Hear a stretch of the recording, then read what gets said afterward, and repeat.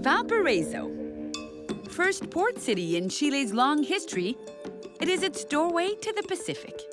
For centuries, this natural amphitheater, perched high above a magnificent bay, has welcomed sailors from all corners of the world.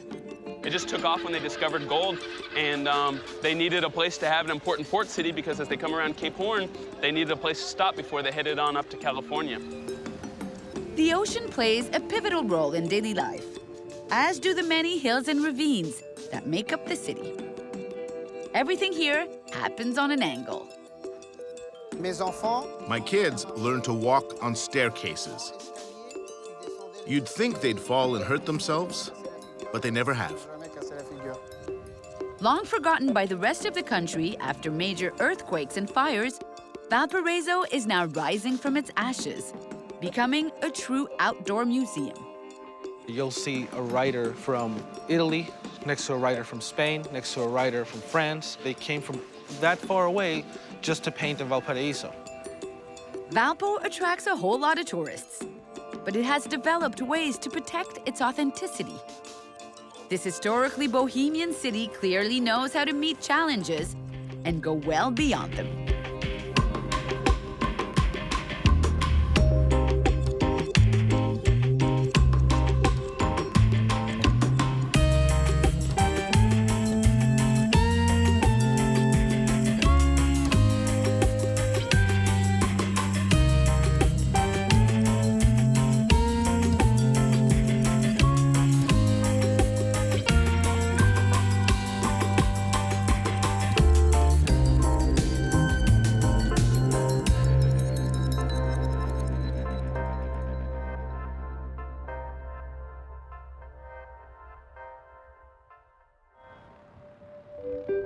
Valparaiso's urban configuration is directly linked to its topography.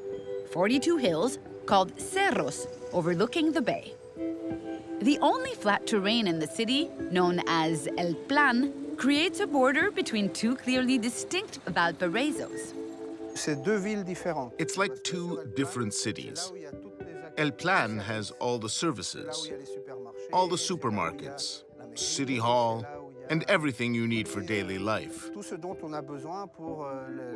El Cerro is where all the universities are, and all the schools, etc. People also live in El Cerro. Since there's always a hill, then a ravine, then another hill and a ravine, people live very locally. They've got a very local identity. People say, I'm from Cerro Mariposa, and hang out with other people from there. When a resident of Cerro Mariposa meets someone from Cerro Playa Ancha or Cerro Carcel, it will be here. Au Plan. Yes.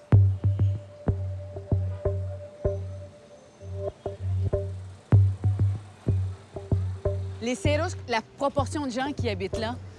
I'd say 90% of the people live in the Cerros and 10% here. Do you know why they call it El Plan? Non, mais tu vas me le dire, Rodrigo.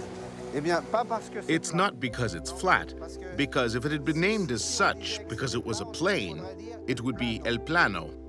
It's El Plan. That's because after the earthquake, everything in the area was knocked down. They had to rebuild the city, and they came up with a rebuilding plan. People would say, let's go look at the plan, which was displayed in public so that people could see how the city was going to be rebuilt. That was here. That's why they call it El Plan. Le soir, est-ce que le plan se vide ou il y a quand même une vie nocturne? No. El Plan empties out. But there are nightlife areas.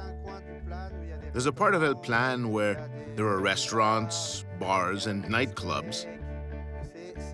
There are specific spots where there's nightlife.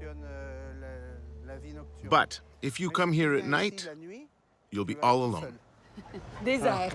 Yes. Le fait que cette ville soit faite en hauteur, qu'il y a ces deux parties, comment est-ce que ça façonne la personnalité de cette ville? Actually, the city has a very strong identity. When you ask a Chilean where he's from, he doesn't say, I'm Chilean. He says, I'm porteño, meaning from Valparaiso. The people who came from overseas and settled here were Italian, French, German, and Spanish people, of course. They worked on ships, as did people from here. So they traveled. When you're invited into someone's home here, the head of the family can easily talk to you about Cairo and New York. This open-mindedness gives Valparaiso its identity of city of the world. Valparaiso is what it is, and the people are proud of the way it is.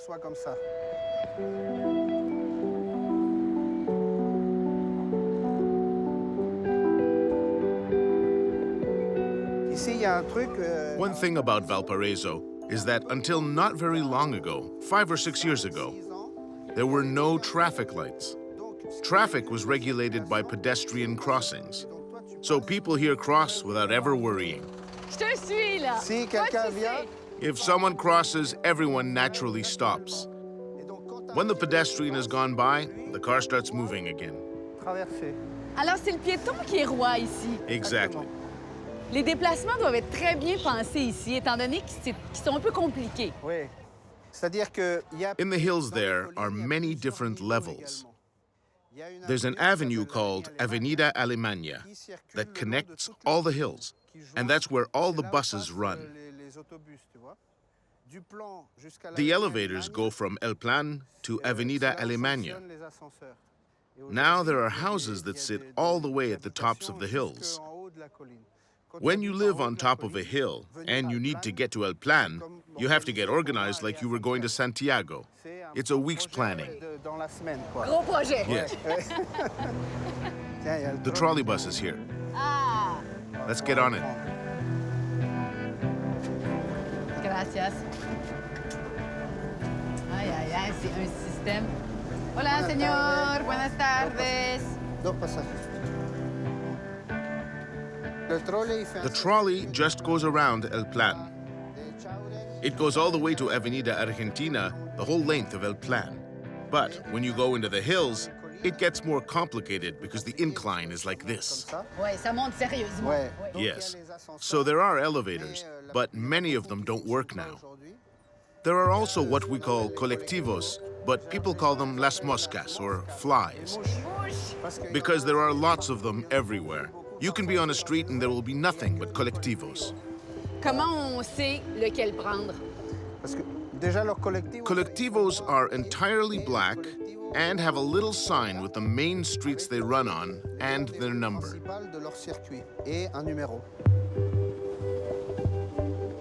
Si tu devais rentrer chez If you had to walk home, it could take 2 hours and you'd probably lose some weight. alors que là, But these cost 400 pesos and you're there in 5 minutes. That one, for example, goes from Playa Ancha to Pedro Montt. There are 2 seats in back and 1 in front. sur le plan, In El Plan, there are stops along the way. à chaque place, Each square is a departure point for the hills. collines qui sont là. Donc There's one that goes to Cerro Alegre, another one that goes to Cerro Carcel, and so on. There are very few bus routes to the hills because they don't have the horsepower. pour arriver. And whoever's going uphill has priority so they don't lose momentum. Faut pas qu'il perde son Il faut élan. pas hein? perdre l'élan. C'est incroyable, tous les codes dans cette ville reliés à la dénivellation. Oui, oui, à la... Nature guides our habits. Quand tu es avec ton... If you have a baby, strollers aren't a solution. solution, Ben voilà. il faut avoir ton... You have to carry your baby because there are staircases everywhere. My kids learned to walk on staircases. Ils ont appris à marcher. When they were 2 or 3 years old, they were walking on staircases. Ils montaient, ils descendaient. You'd think they'd fall and hurt themselves, but they never have. Ils n'ont jamais cassé la figure. Les ascenseurs de Valparaiso sont mythiques. Oui. Ils sont magnifiques, ils sont pratiques. Ils sont là depuis combien de temps? 100 years. 100 ans quand même. Ouais, ouais. Et ça a été une idée... They're for the first part of the trip that would be hard to do on foot every day. Dur au quotidien. When you go up, it shakes all over. Branlante partout. Ouais. You get the feeling it's going to come crashing down at any time, but it's a bit like the city. You look at it and wonder how it can possibly stay standing, but it does. Je suis rassurée, mais pas trop. Écoute, C'est là? Yes, it's here. Il y en a combien des ascenseurs dans la ville? Originally, there were almost 30 elevators, but now very few of them work due to a lack of political and financial decision-making. Ils les ont pas entretenus. Alors, c'est 100... It costs 100 pesos a trip. OK, c'est 20 sous. C'est à peu près 20 sous. This one was built in 1902. Gracias. Ah! Je suis là! Je suis là! Je sais qu'il y a des gens, ils montent, il n'y a pas d'horaire précis. Non, non, non. It opens in the morning and closes at night and makes hundreds of trips a day. When you go visit a friend and this is your means of transportation, it's not the same as if you'd taken the subway. Ou si t'es coincé dans un bouchon de circulation, ça change tout. Ça change tout. Bon, il faut que je te demande, maintenant qu'on est arrivé... Oui. Gracias. Il faut que je te demande s'il y a déjà eu des accidents avec ces ascenseurs. There are very few accidents. C'est vrai? Oui. Yes, it's very, very rare. In the history of these elevators, there have been maybe 10 accidents and never fatal. Jamais de victimes.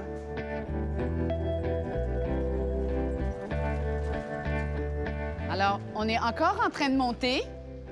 Yes, you're usually going either up or down. They say that women in Valparaiso have the best legs in the world because of the staircases. C'est l'exercice qu'elles font ouais. depuis qu'elles sont tout petites. Il y en a partout. There are staircases everywhere. Some of them have 300 steps. The staircases are narrow, so when you're walking on them, you have to let people go by. And when you let people go by, it's common fashion to look at them and say hi. That's a good way to live. This is a little retreat that my friend found. He bought a house with all its contents. He found a lot of treasures. I'm going to see him because he told me he'd found some incredible photos. Hola, Tomás. ¿Cómo estás? Ah! Sofía. Mucho gusto, Mucho Sofía. gusto. Bienvenido. Gracias. Incroyable. Ça, c'est vraiment un retour dans le temps, quand vois? même. Oui. Alors là, on n'est pas en 2014, là. Mira. Mira. ¿De qué año? Hay de todos los años, desde Sí. 1870. Ay, ay, ay. Por ejemplo, aquí. What's also very exciting in Valparaiso is that history, heritage, and memory aren't in museums or behind glass. They exist in everyday life.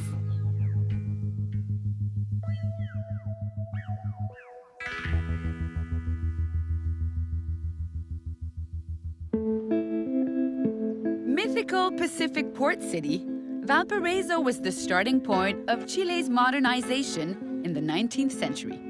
For a long time, all sailors in transit from near and very far made a stop here. But today, the city is popular with tourists. Despite changes, it has found a way to stay true to its roots. Water is still very important to porteños, and it shows. That's where the hustle and bustle is, the fish market. It's where you buy your local fish. This is where the fishermen work all day long.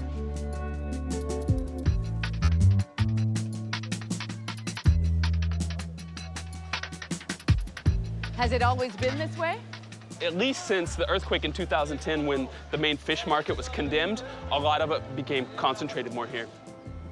Slowly, people are moving to Santiago. The fishing industry is kind of becoming more commercial, much more industrial, much more larger. So kind of the small mom and pop family shop of fishermen, slowly but surely, is a little bit disappearing.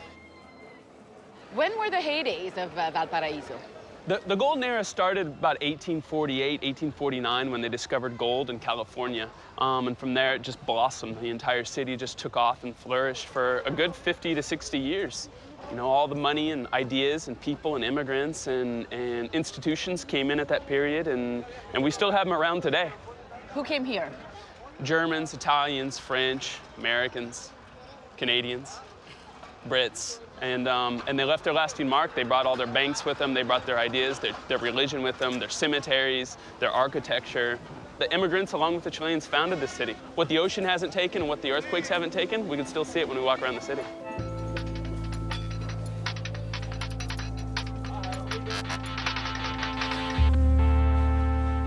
Why was Valparaiso founded here, geographically? You know, well, the first boats from the Spanish Empire coming down from Lima landed here in the 1530s. The bay was already natural, so the foundation was here for it to become an important port city because of the way the bay comes in, but also because the religious foundation in the Spanish colony that had come here beforehand. It just took off when they discovered gold, and they needed a place to have an important port city because as they come around Cape Horn, they needed a place to stop before they headed on up to California. So when the influence and all the money came here in the 1840s, 1850s, it just blew up, and that's why we have the first treasury in Latin America, the first post office, the first bank, the first water rescue team, the first newspaper.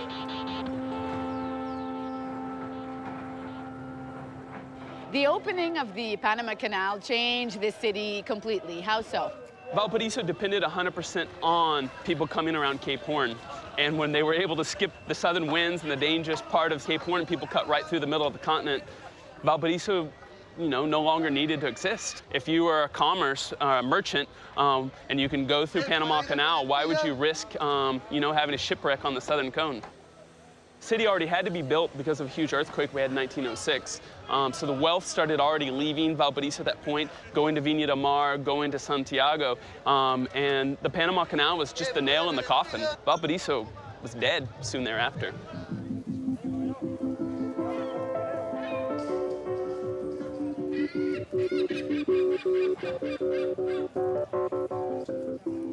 ¿Fue a pescar hoy? Sí. ¿Sí? Bueno, buenos días, sí. Sí. Bueno.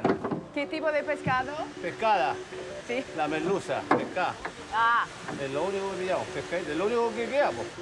¿Es rentable todavía? Estamos como al 50%, al 30%, al 20% no hay nada, pues. Antes no, pues yo tenía como 12 años, 15 años, entre 13 años estaba al 100%. Había jureles, de todo, corvinas, albacoras, atunes. Ahora no hay nada, lenguado, pejegallo, villagallo. ¿Por qué no hay? Creció la población. La población creció y la nueva tecnología. Los barcos industriales pillan todo. en 10 años... Ya no va a quedar nada. ¿No queda nada? No va a quedar nada, yo creo que... yo lo he hecho 5 años más, ¿no? Si el único recurso que estamos pidiendo es este. Y si no lo cuidamos, lo va a durar lo menos. Muchísimas gracias. Suerte para todo. Ya, este igual tiene que vaya bonito. Sí.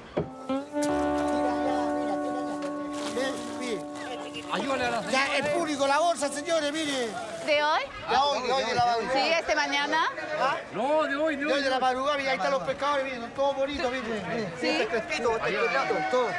Son todos bonitos los pescadores haitianos. Dale un beso, Ya. por el filo. Da un beso. Un porque beso. no hay.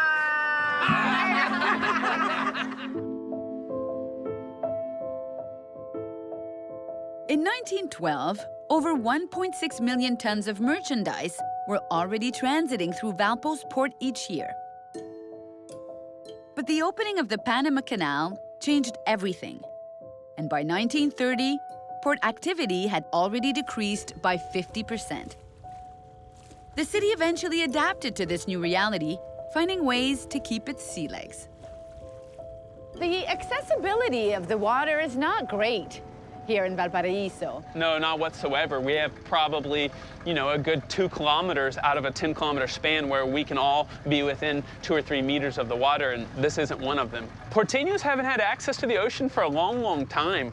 And I don't even know what percentage of the people are aware that they don't have access to the ocean. It might not even be a concern for the majority of people. Those who are worried about the mall that they're going to build here, we want more access. On a day-to-day basis, the relationship with the ocean is one that's visible.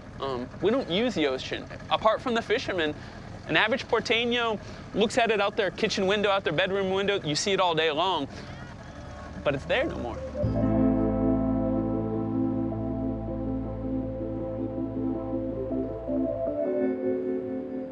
How has the city changed over the years? It hasn't changed one bit. Really? No.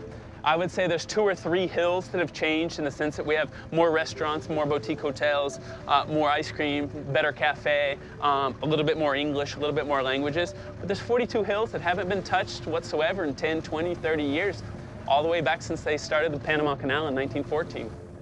Porteño people aren't going to let it change. We've had our mistakes. We've had large buildings built. I think we've learned from those mistakes. We are ever but surely protesting large buildings, and we're cutting them off, and we don't want any more developments that block our view of the ocean and of the people, and we want to make sure we don't lose that essence. Over time, difficult access to the water and beaches has pushed a substantial number of Porteños a few kilometers outside the city to neighboring Viña del Mar.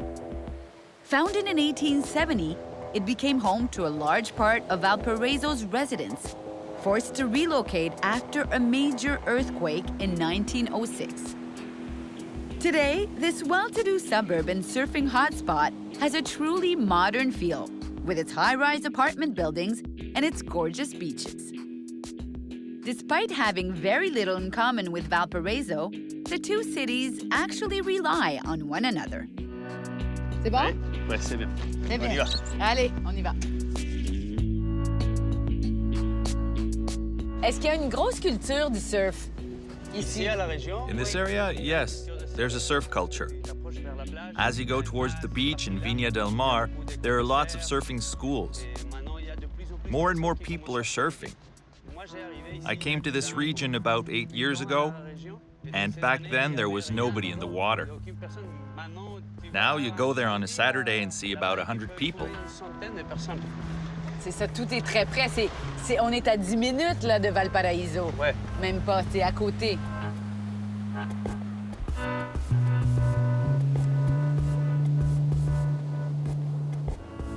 Allez, on sort le surf. C'est beau, hein? It's a beautiful day, yeah. Qui est-ce qui a décidé de s'installer ici au départ, à Viña del Mar? Au départ. At first, there were families with lots of money. They enjoyed big private parks and had big houses. Today, the parks are for everyone in the city to enjoy.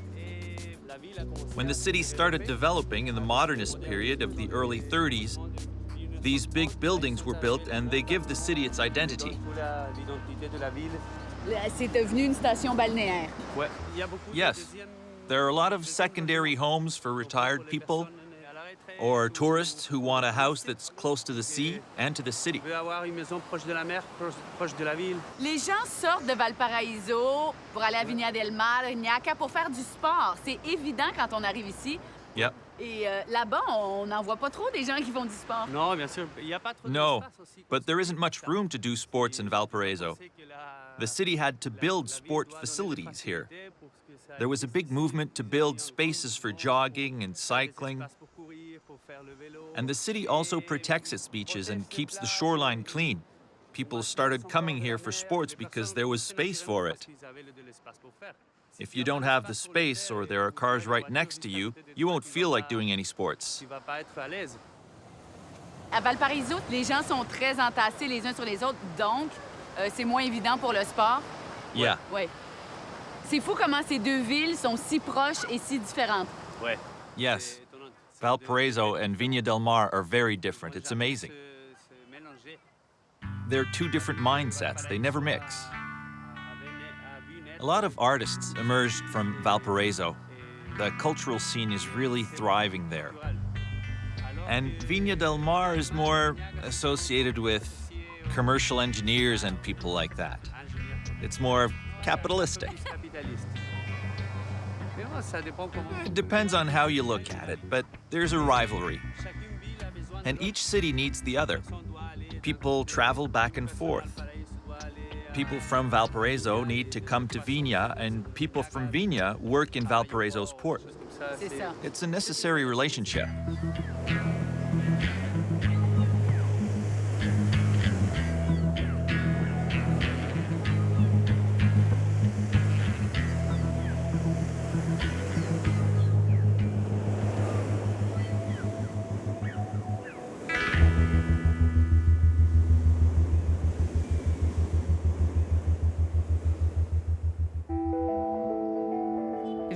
Mar attracts tourists with its beaches, while Valparaiso attracts artists with its very open and active cultural scene.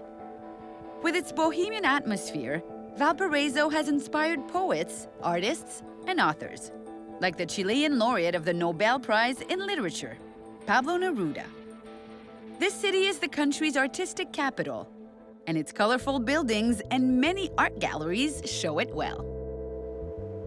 You have certain areas here where you'll see a writer from Italy, next to a writer from Spain, next to a writer from France, then a guy from the States, then one from Australia, and then a Chilean, you know? So you now became a place where all these people wanted to be. They came from that far away just to paint in Valparaiso. Out of all the graffiti capitals like Sao Paulo, Buenos Aires, Valparaiso is the one where you don't have to walk too far to get to graffitied areas.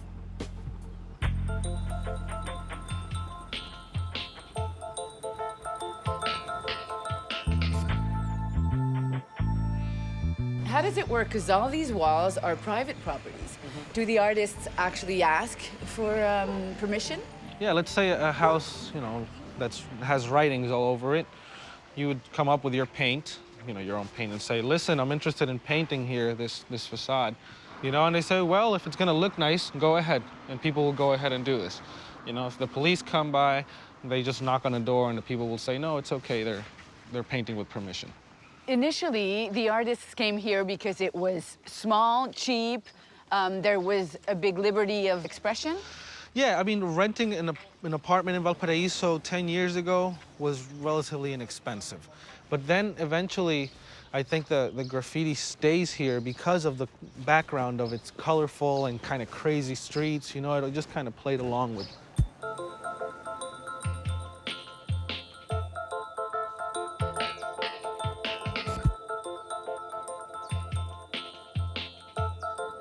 ¿Fuiste aquí en qué año?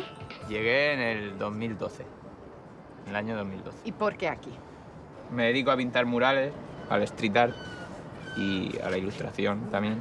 Y sabía que Valparaíso tenía una fuerza en ese sentido, como que es una ciudad a nivel mundial de las más importantes que hay. Ahora mismo Valparaíso están pasando muchas cosas. A nivel creativo tiene una creatividad especial, pero no solo en el mundo del street art, sino tú puedes ir a cualquier casa de Valparaíso y va a tener un toque especial. Es una ciudad mágica.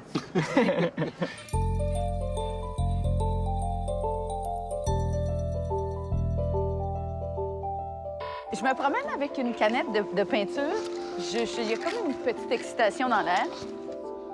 Sauf, maybe that's my, So, 4 letters, which is ideal for graffiti. Drippy. dripping.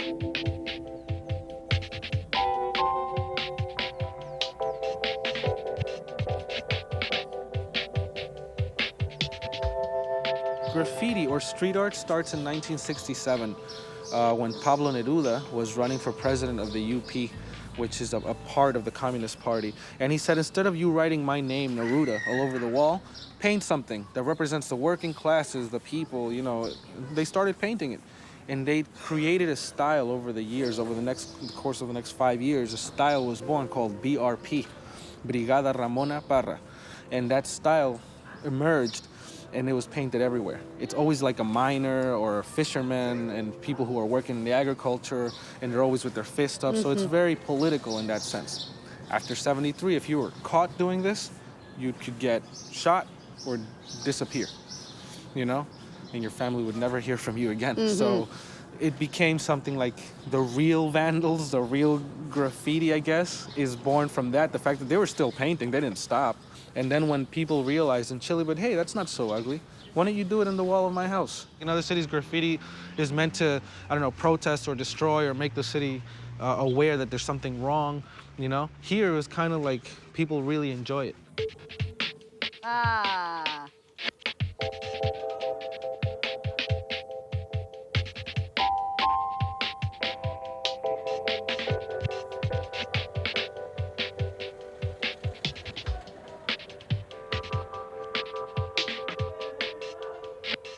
Here they're decorating our office, their first decoration. Nice. Hola. Bien. Cynthia. Cynthia. So they do this on a regular basis. Ustedes pintan regularmente. Pintamos todos los días. Todo el día. Todos los días. Todos los días. Sí. Qué bien. ¿Y es una pasión? Es nuestra bueno, pasión. por pasión y por trabajo. Y por trabajo. Porque Cuando no es por trabajo, por pasión, por nuestra pasión. ¿Y es fácil de hacerlo aquí? Es difícil poder llegar a poder vivir de esto, pero hacerlo no es difícil, pero lo difícil es llegar a un nivel de poder vivir. I think more artists pass through here than actually live here, you know? Because, like I said, Valparaiso right now is considered the place where it's the hardest to find a job. Some of the best talent I've seen here is now living in Santiago because of work and, you know, a lot more opportunity. The city has always been colorful, you know? So the color plus the graffiti plus all the history that it has from the importance it had in the 1800s makes it what it is today. Color and culture. That's what has allowed this city, also called the Jewel of the Pacific, to rise again. During Valparaiso's heyday, immigrants systematically settled here in Cerro Alegre and Cerro Concepcion. The two neighborhoods have preserved architectural traces left by waves of newcomers, but they also hold the scars of economic and political struggles. This was, in the mid-1990s, probably the poorest urban area in Chile. Valparaiso was the city that didn't fit. Valparaiso was the city that didn't belong in that culture of just sprawling and new development. It was the old European city. It was the city that time forgot.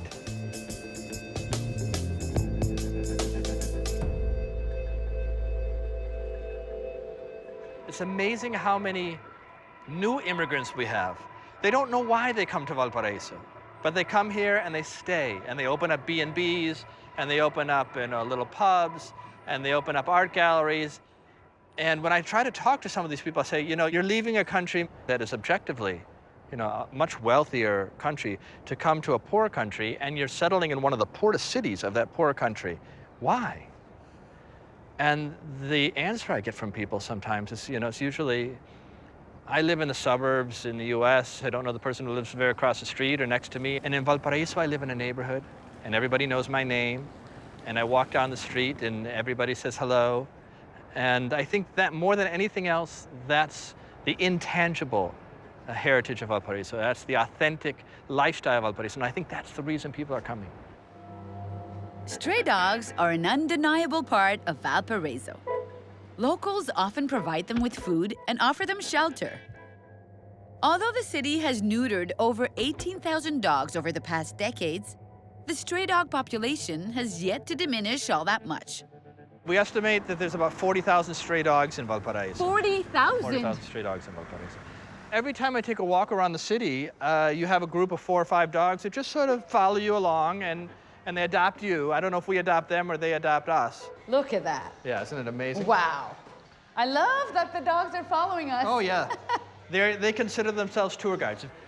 I had a couple of experiences where I would see the door open in a house, and I would just sort of look at it, and all of a sudden the owners of the house would come out and they say, oh, you like the house? I say, oh, it's beautiful. Why don't you come on in? And then they'd serve me tea, and they'd show me their wedding photos, and we'd sit there for 2 or 3 hours, you know, just talking. I used to say to people, you know, in Santiago, sometimes if you're staring at somebody's house and they catch you, they'll probably call the police or come out with a shotgun, you know? And Valparaiso, it's like, oh, you know, come on in. It really is the city that time forgot.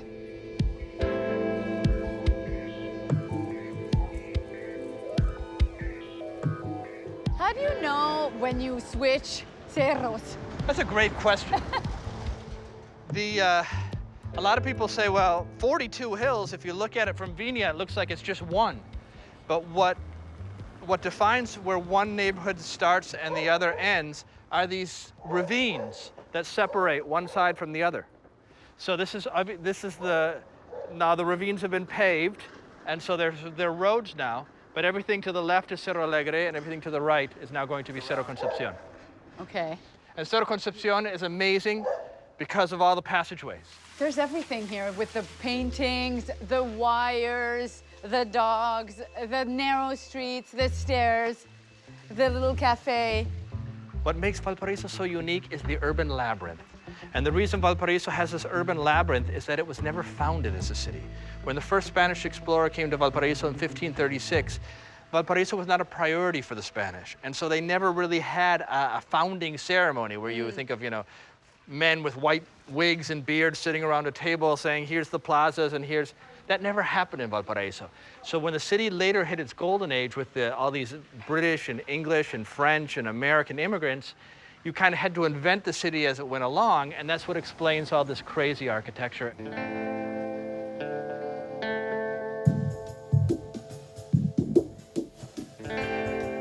This is like one of the last sort of burned out old husks that's left that nobody has transformed yet. But I think it's very interesting because it kind of shows you what Valparaiso was like 20 years ago when I was walking around here. The revitalization started when? I would say the first grassroots movements around 95, 96, 97. And then once we're declared a World Heritage Site in 2003, a lot of serious work begins because now it's the Chilean government who's officially applied for World Heritage Status for the city, and so now they have to comply with some expectations. So that 5-year period from 1998 until 2003 was probably the most significant 5 years in the modern history of Valparaiso. Not probably, definitely. We had more things happen during those 5 years than probably happened in the city in 60 or 70 previous years. Are the tourists coming in, though? Tourists are coming in. Valparaiso, since the mid-1990s, has had a growth rate of foreign tourism that's double the national average. If foreign tourism is growing into Chile 6-7% a year, Valparaiso has been growing about 15% a year. By the early 1990s, Valparaiso had hit bottom. But now, the city's really coming back. And it's hard to believe, but it's obvious at the same time. Valparaiso's beauty and charm is absolute eye candy. But the city hides another reality. A visit to the quebradas, the ravines, which are cut off from the city, demonstrates harsh living conditions. Although these informal and complex neighborhoods actually contribute to the city's development, they often lack basic services. The real people of the city are the ones who live in the hills and who built the city gradually through their own efforts. They built their own houses and urbanized the area. They ended up building a kind of informal city, made up of neighborhoods in the hills and ravines of Valparaiso.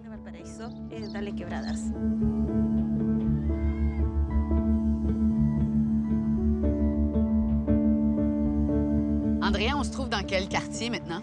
We're in the Rinconada Ravine, between Cerro Merced, Pajonal, and Las Cañas. The whole area was damaged by the fire, but we can already see that much of it has been rebuilt. Everyone came back to the area and rebuilt their houses with their own money, and sometimes with funding from the state. Alors, pour traduire littéralement, le quebrada, c'est le ravin. Quebrada is a ravine. Et le cerro, c'est la colline. Cerro means hill. Il y a combien de quebradas à Valparaiso? I would say there are more than 50 ravines in Valparaiso. Since the earthquake of 1906, many people left the coastal plain and moved into the hills of Valparaiso, which were available. They could take over a plot of land and build their houses and start fresh. For example, in this ravine, 65% of people still don't have a title deed. If you live in a place for 5 years, you can become the owner. We don't know the exact number of people living in the ravines, and we don't know how many are living illegally without legitimately owning their land. The first thing we should do is an inventory at the land registry to count the number of people and develop a strategy to improve this type of property. If we don't know these figures, I think it will be very hard to find efficient solutions.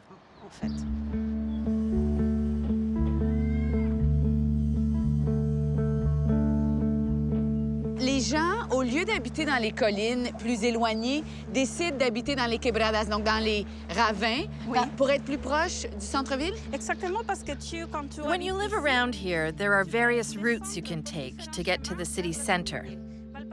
Valparaiso is a very centralized city. Too centralized, actually. And everyone who lives in the hills has to go to El Plan every day. So if you live on a hill that's far away, and you can't get to town every day, you're literally excluded. This is people's way of gaining access to the city. Ça vient avec beaucoup de problèmes d'habiter vraiment dans un trou comme ça. Yes, there are problems. Runoff and fires can affect the safety of not only the families who live here, but also the people living downhill. I think that city planning in Valparaiso needs to be able to prevent these kinds of issues. Andrea, dans les quebradas, il doit avoir un problème au niveau des services publics. Here, the proportion of people with access to sewers is less than 50%. The bad smells are due to people throwing household waste directly into the ravine. However, the percentage of access to drinking water and electricity is higher. Because in Chile, electricity and drinking water are privatized. So, if you want electricity, you pay for it, and you can have it anywhere.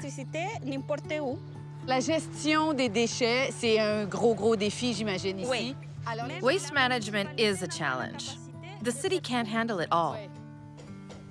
Je regarde ces constructions qui sont obligées d'être dans des collines comme ça. C'est quand même un défi au niveau architectural. Oui, c'est sujet de discussion. Yes, people's safety is an issue. According to Chilean law, these types of plots shouldn't be inhabited. But when we see that people have managed to build houses that didn't fall down in the earthquake, we realize that the people aren't in the wrong place. It's that the law hasn't taken into account the reality of a complex territory. Hola. Hola, les presento a unos amigos. Sí, hola Sofía. Hola. Ellos viven aquí desde el año 55, si no me... Más o menos. Harto años. Nosotros quisiéramos saber por qué usted sigue aquí. Si no hiciera un departamento, estaría yo ahí bien relajado. Pero encerrarse en un departamento, comprar el cajón, ¿o no, dígame? A mí me gusta el campo, mira, ahí tengo los caballos, tengo 2 caballos. ¿Y esa casa la construyó usted? Sí, entre los dos, mi hijo y la hizo con los ayudantes. ¿Y cuánto tiempo le tomó hacer la casa? Unos 3 meses, 3, 4 meses. ¿Cómo? ¿Es mucho trabajo vivir aquí? No. ¿No? No. La paz. Es tranquilo. Berto, la estamos viendo Cualquier nosotros. cosita. 95% of the city's trees grow in the quebradas. And some wonder why they aren't turned into municipal parks, housing both nature and people at once. In Valparaiso, there aren't a lot of green spaces. But when you go into the ravines, you see all this and wonder why aren't they landscaped properly? They could be wonderful spaces, not only for the people who live here, but also for people who live on nearby hills. Public spaces make life a lot more pleasant. If we maintain this nearsighted way of thinking, that the ravines are bad places full of people who expect to get everything from the state, we'll never change anything. Est-ce que tu penses que d'ici quelques années, il va y avoir un changement de paradigme? I think it's starting with the new generation. We have to adopt a more socially conscious approach to architecture and urban planning. And politics have to go back to basics and be more people-focused. Having picked itself up from many natural catastrophes, Valparaiso is resilient, to say the least. Art is at the core of daily life here, with colorful buildings nestled in the city's numerous hills. This inspiring city seems frozen in time, but the jewel of the Pacific has definitely made it into the 21st century, ready to redefine itself.